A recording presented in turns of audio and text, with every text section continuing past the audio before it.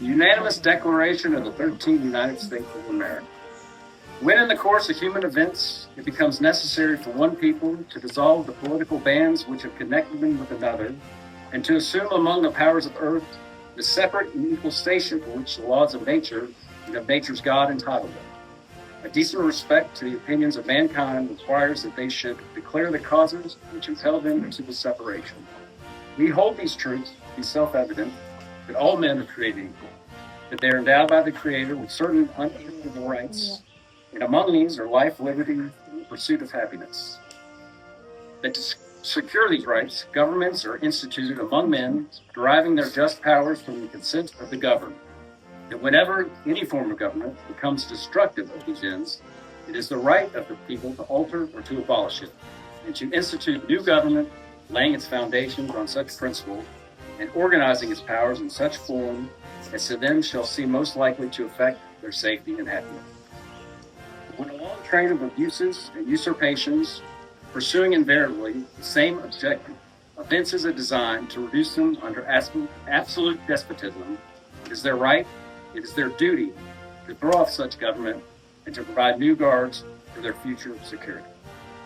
We, therefore, the representatives of the United States of America, in General Congress, assemble, appealing to the Supreme Judge of the world for the rectitude of our intentions, do, in the name and by the authority of the good people of these colonies, solemnly publish and declare that these united colonies are, and of right ought to be, free and independent states.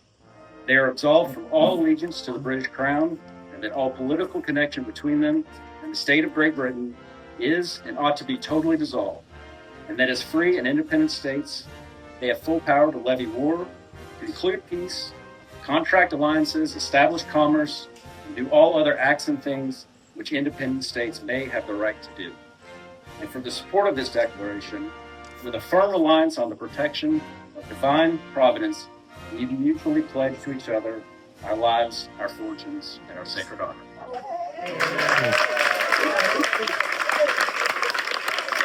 When the hostilities were first breaking out, the British were strongly entrenched in Boston.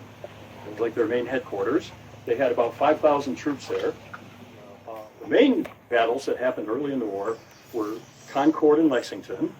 The British sent out 1,800 guys from Boston to go to a couple different cities and see what they could find.